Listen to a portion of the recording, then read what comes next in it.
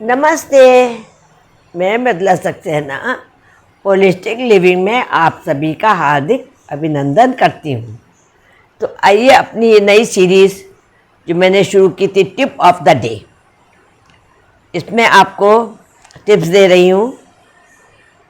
और मुझे आशा ही नहीं, मुझे विश्वास है और मैं देख भी रही हूँ कि आप लोगों को पसंद आ रही हैं, आप लोग इसका लाभ उठा रहे हैं।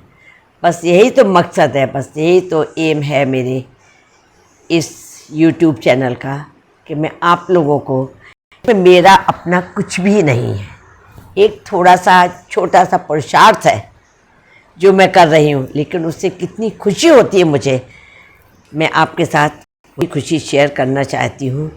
क्योंकि हमारे ऋषि मुनि, हमारे ज्ञानी ध्यानी, हमारे पूर्वज हमें इतना कुछ दे गए हैं, इतना कुछ दे गए हैं। अगर हमने उससे लाभ नहीं उठाया और फिर भी हम बीमार होते रहे, ये बड़ी बड़ी गलतियां करते रहे, या छोटी छोटी गलतियां जो बड़े बड़े नुकसान हमें उठाने पड़े, जिनकी वजह से वो करते रहे, तो फिर इस ज्ञान का मतलब ही क्या हुआ?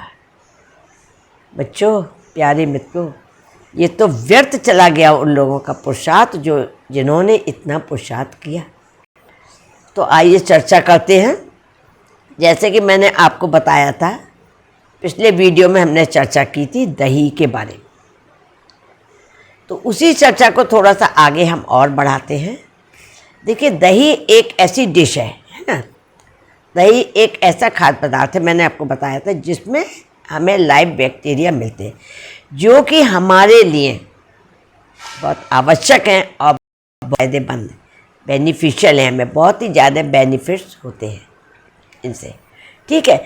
लेकिन दही को कब खाएं, कैसे खाएं, सारी गलतियां तो हम यही कर रहे हैं,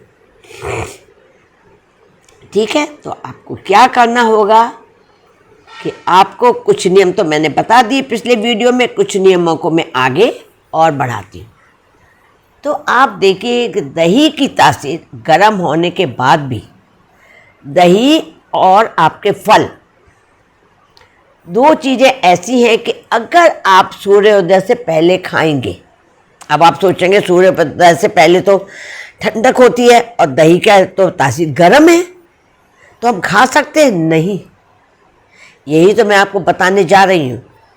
सूरज उगने से पहले और सूरज ढलने के बाद अगर आपने दही खाया, तो इससे बड़ा नुकसान आप अपने शरीर का कुछ दूसरा कर ही नहीं सकते।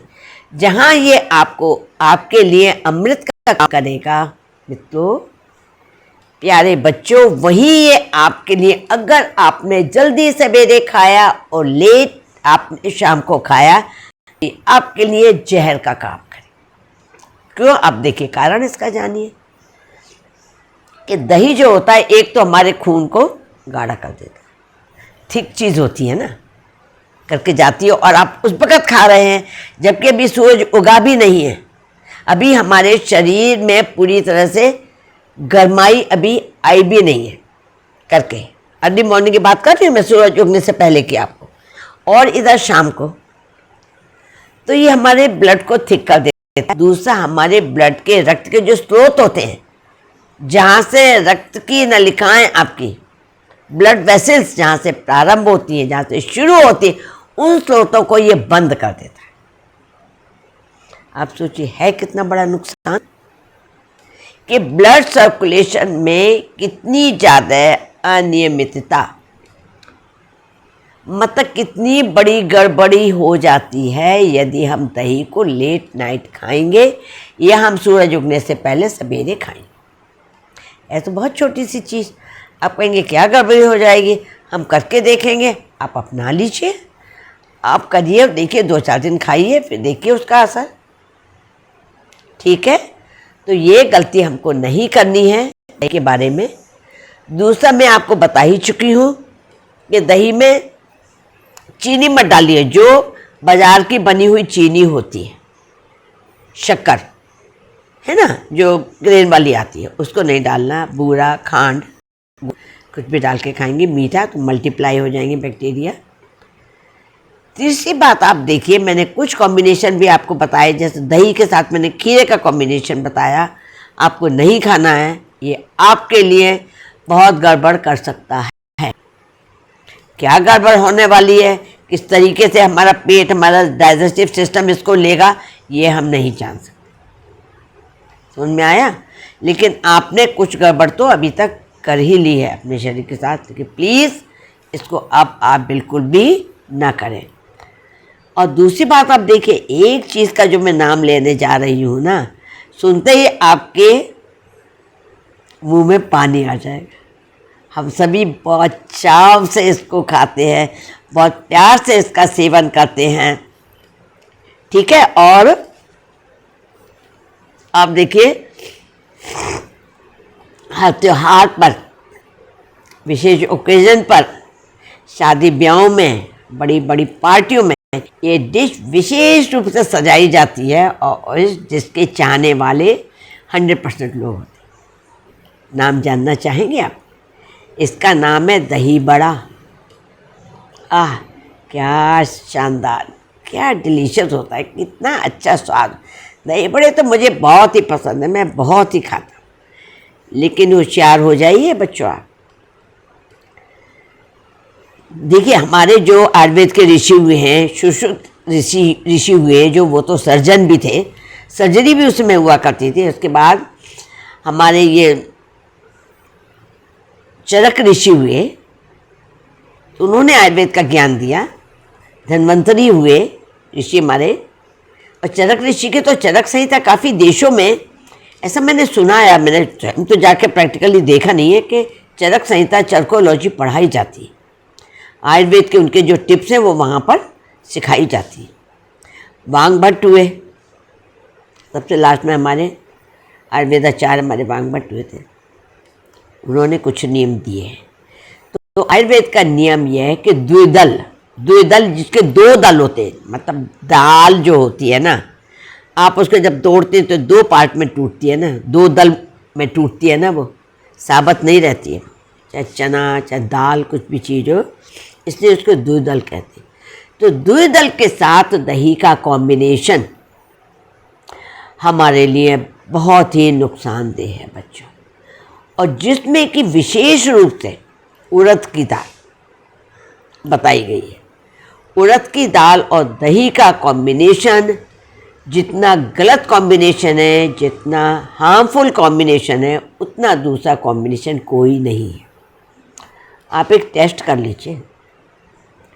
आप क्या कीजिए, ब्लड प्रेशर नापने की मशीन होगी आपके यहाँ, मुझे तो ज़रूरत नहीं पड़ी कभी, मेरे पास तो कुछ ऐसा कुछ है भी नहीं। तो आप क्या कीजिए, अपना ब्लड प्रेशर, जैसे आज आप अपने ब्लड प्रेशर आप अपना नापिए, ठीक है। देख लीजिए सवेरे शाम को कितना फ्लक्चुएशन होता है, उसमें पता है शाम को ज़्यादा होता है, सवेरे कम होता है, कितना सवेरे होता है तो कितना शाम को, उसका फिक्स है। बाकी आपकी एक्टिविटीज़ से बढ़ता घटता है, आपकी सोच, आपकी विचार, आपकी चिंता, और बाकी आपकी एक्टिविटी से आपका ब्लड प्रेशर बढ़ता घटता है। बाकी प्रकृति ने अपना एक हिसाब बना के रखा। आप 3 दिन लगातार आप दही बड़े खाइए, 3 दिन लगातार उड़द की दाल के दही बड़े खाइए, आराम से पेल के खाइए, आराम से खाइए, बेझिझक खाइए, बेधड़क खाइए।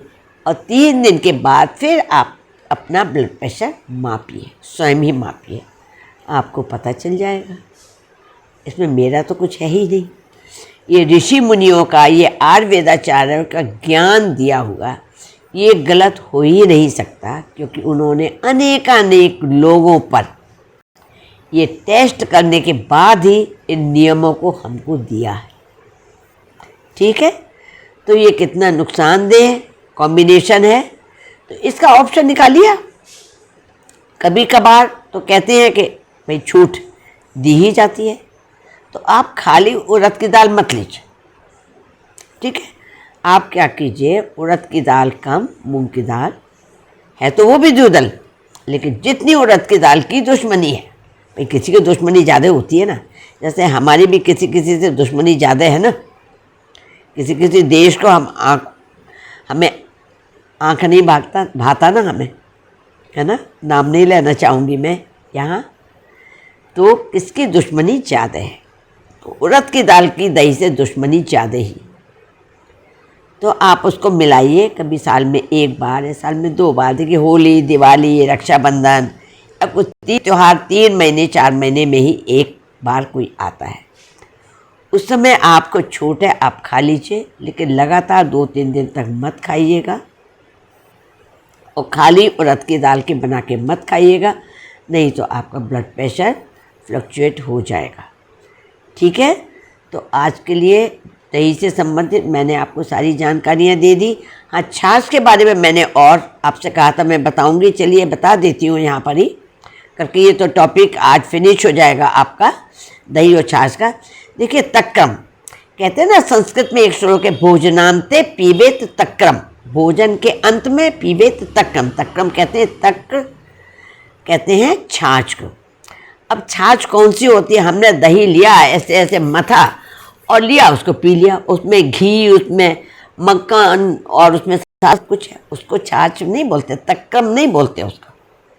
छाछ अब उसको बोलते हैं जब दही को भिगोते हैं और उसमें से घी और जो मक्खन वाला जो पदार्थ होता है सफ़ेद, जो उसमें आ जाता है, ऊपर जम जाता है, उसको निकाल दें हम, और निकाल दें, उसके बाद जो बचता है उसको बोलते तक्रम। वो होती है हमारी छाछ। समझ में आया ना?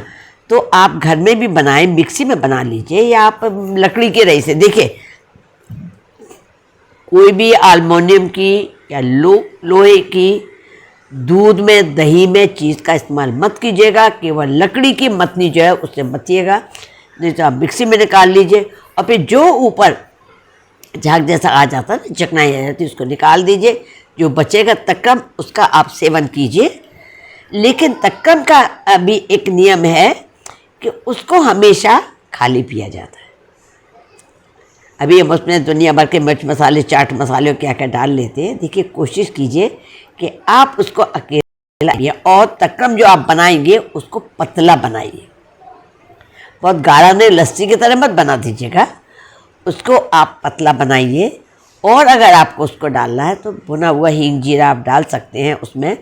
अजवाइन भून के हाथ से ऐसे मसल लीजिएगा और मिला दीजिएगा आप उसमें।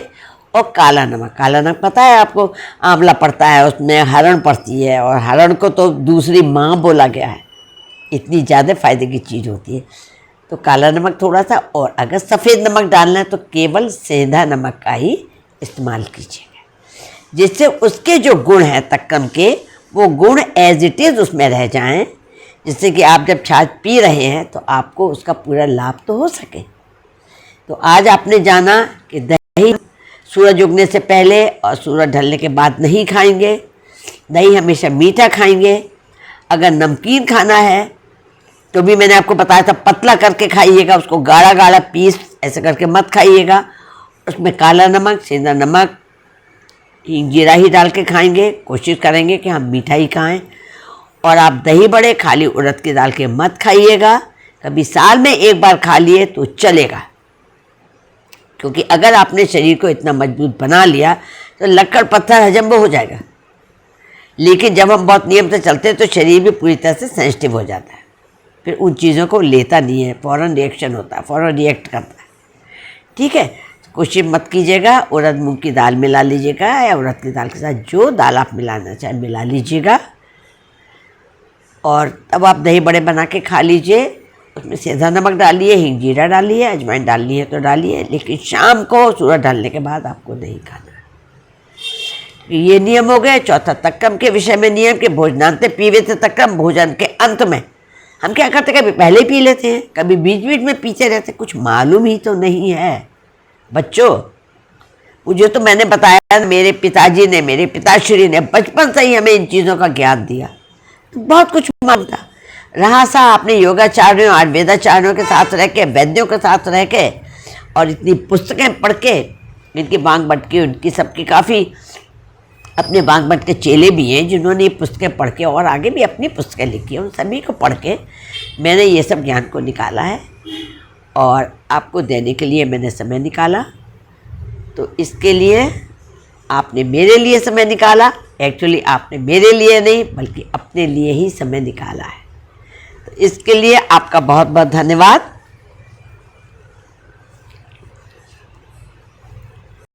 तो आगे के लिए इंतज़ार कीजिए, मैं क्या बताने वाली हूँ। आपको मैं हिंट दे देती हूँ, अगली बार मैं बताऊँगी आपको 3 पॉइजन्स जो हम रोज़ ले रहे हैं। 3 जहर, 3 ऐसे जहर जो हम रोज़ ले रहे हैं, हर समय उनका सेवन कर रहे हैं और अपने आप को बीमार डाल रहे हैं, यानी रोगों को पाल रहे हैं। आ बैल तू मुझे मार, आजा बैल आजा। तो फिर अगले वीडियो के लिए इंतज़ार कीजिए टिप ऑफ द डे में। तो आज के लिए बस इतना ही, तब तक के लिए नमस्ते, टाटा बाय बाय।